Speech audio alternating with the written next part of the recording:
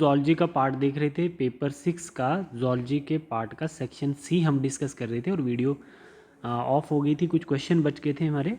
ठीक है, question number 4 section C का हम लोग देख रहे थे, right short note on polygenic inheritance, हमने समझा भी था इसको। ठीक है, अब हम लोग देखते हैं write short note on the Australopithecus. बहुत बारी हम लोगों ने क्या किया था, इसका सीक्वेंस याद करने की कोशिश की थी क्लास में। तो क्या सीक्वेंस रहेगा बच्चे, एस्ट्रेलियोपिथिकस, ड्रायोपिथिकस के बाद आप लोग प्रॉपर एक सीक्वेंस बताएं, ड्रायो के बाद रामा, रामा के बाद एस्ट्रेलियो, फिर उसके बाद कौन सा आता है। देखो, write short note on the Australopithecus. Australopithecus were bipedal, that is a character of this type of organisms, which means that walked using two legs. They had a small brain, long jaws. Average cranial capacity of Australopithecus, that is 450 cranial capacity, है ना, less than Homo habilis. It is comprised 1.3% of their body weight, ठीक, compared to the male. The female were shorter, which indicates sexual dimorphisms. Australopithecus was short in height with long arms and thick waistline. The misconception of bipedalism linked with the large brain size was corrected by the discovery of Australopithecus. Since they had smaller brain size, also they had 32 teeth just like modern humans. ठीक है, ये point जरूर याद रखना। They lived in small social group containing both male and females.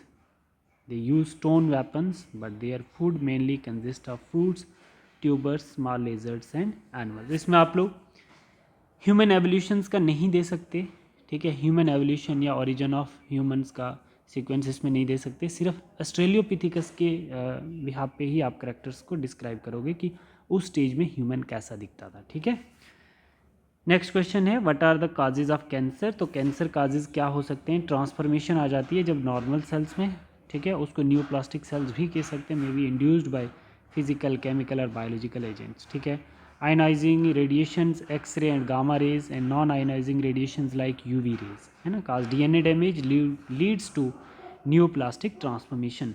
ठीक है बच्चे, एक ये सीक्वेंस देखना, the chemical carcinogen cancer causing agent present in tobacco have been identified as a major cause of lung cancer.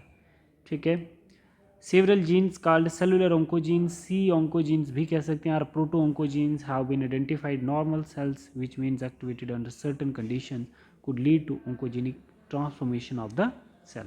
ठीक है बेटा, तो ये हमारा सेक्शन सी भी कंप्लीट हो गया। अब हम लोग इसका लॉन्ग आंसर टाइप एक क्वेश्चन है 5 मार्क्स का, और उसमें हम लोग इंटरनल चॉइस भी उसकी देख लेंगे। ठीक है बेटा, explain the step involve in process of oogenesis mean formation of egg. Gametogenesis मतलब formation of gamete with respect to female, the process of production of development of haploid gametes by the primary sex organ which are ovary in females. The production of female gamete is known as egg or ova is known as oogenesis.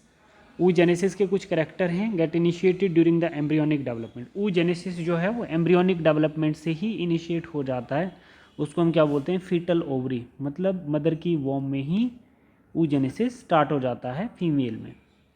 contain million of female gamete cells known as oogonia.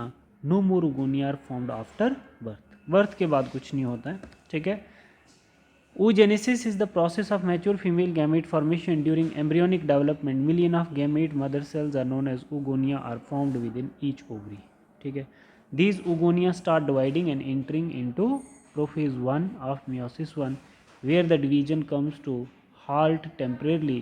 ठीक है, these are now primary oocyte। ठीक है बच्चे, इसमें और भी आप लोग पॉइंट ऐड कर सकते हैं, जैसे each primary oocyte gets surrounded by the layer of cuboidal granulosa cells and it is known as primary follicles. ठीक है, these primary follicle develop further after reaching puberty. It gets surrounding by more layer of these granulosa cells and new theca layers and known as secondary follicles. The next step in the formation of tertiary follicles, ऐसे करके देखो ना बच्चे, यहाँ पे देखो ये diagram आ जाती है। ठीक है, ये oogonia, क्रोमोसोम नंबर पर सेल्स। ठीक है, mitosis, differentiation, meiosis till prophase 1। ठीक है, इसको प्राइमरी oocytes कहते हैं। बर्थ, चाइल्डहुड, प्यूबर्टी, क्या होगा, प्राइमरी oocyte जो है first mitotic division completed prior to ovulations. ठीक है, ओवुलेशन से पहले secondary oocytes, second mitotic division. तो इसमें क्या बनेगा, फर्स्ट पोलर बॉडी बनेगी फर्स्ट मियोसिस में, और फिर उसके बाद क्या होगा, एक ओम बनेगा, और फिर उसके बाद हमारे पास यहाँ पर देखिए बच्चे, फर्स्ट पोलर बॉडी और फिर सेकंड पोलर बॉडी मियोसिस 2 में। एक सेल्स के अंदर कितने क्रोमोसोम होंगे, 46, फिर मियोसिस के बाद 23 एंड 23 रहेंगे।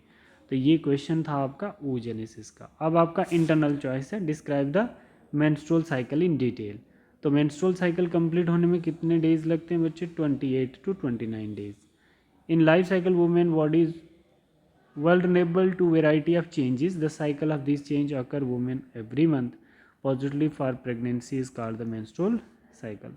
When ovum is unfertilized, the uterus lining shed and lead to the hemorrhage called menstruations. ठीक है, अगर प्रेगनेंसी हो जाती है तो फिर menstrual cycle नहीं आते up to 9 month. The menstrual cycle divided into 4 phases. Menstrual phase 1 day 1, follicular phase, ovulatory phase और ल्यूटियल फेज़। ये 4 फेज़ आपको याद रखने पड़ेंगे, ठीक है बेटा। तो अब इसमें आपने देखना है बच्चे, कुछ हमारे पास पिट्यूटरी हार्मोन्स होते हैं और कुछ ओवरियन हार्मोन्स होते हैं। FSH और LH जो हैं ये आपके क्या हैं, पिट्यूटरी हार्मोन्स हैं।